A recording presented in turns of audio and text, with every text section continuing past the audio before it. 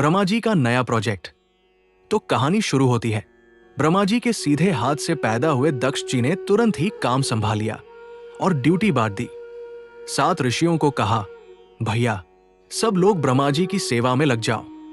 इधर विष्णु जी ने ब्रह्मा जी को उठाने के लिए मंत्रों की रिकॉर्डिंग ऑन कर दी। उनके शब्द पूरे ब्रह्मांड में हवाई जहाज की तरह उड़ रहे थे। हाँ, उस समय हवाई जहाज नहीं थे, पर फील करो, सब कुछ एकदम पवित्र पार्टी चल रहा था। तभी एंट्री हुई शिवजी की। ब्रह्मा जी को बाय बाय कहकर शिवजी तो आराम से मेडिटेशन कर रहे थे, लेकिन ऋषियों के शोर या कहें मधुर संगीत से उनका ध्यान भंग हो गया। गुस्साया हुआ देवता शिवजी दरवाजा तोड़कर यज्ञशाला में पहुंचे। उन्होंने ब्रह्मा जी को पकड़कर उल्टा घुमा दिया। सोचिए, किसी ने आपकी पार्टी में आकर मेज ही पलट दी। सप्तऋषि डर के मारे भाग खड़े हुए। विष्णु जी ने कहा, यह क्या गुंडागर्दी है, और शिवजी के सामने खड़े हो गए। धमाका।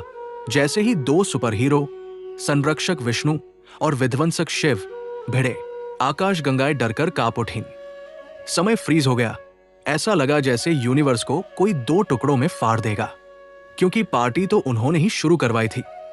ब्रह्मा जी ने डरते डरते शिवजी से पूछा, प्रभु मेरी रचना में कुछ बग आ गया है, मेरे बेटे काम नहीं कर रहे, मुझे कुछ पावर चाहिए। शिवजी मुस्कुराए, मुझे पता है तुम यहां क्यों हो, तुम्हें चाहिए शक्ति। शिवजी खड़े हुए और ट्रांसफॉर्मेशन शुरू हो गया। अचानक शिवजी का शरीर आधा पुरुष और आधा महिला बन गया, जैसे किसी ने आधे आधे कपड़े सिल दिए हों। दाया हिस्सा मर्दाना शिव, बाया हिस्सा नारी शक्ति देवी।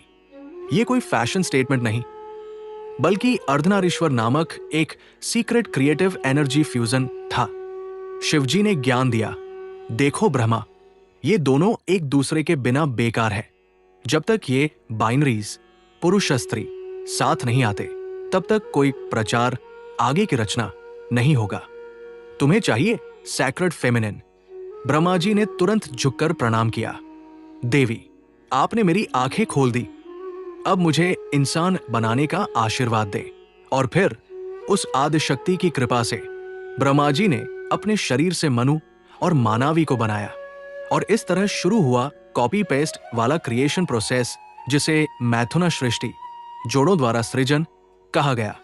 ब्रह्मा जी खुशी से फूले नहीं समा रहे थे। हाँ, अब मेरी रचना एक सेल्फ मेंटेनिंग सिस्टम है।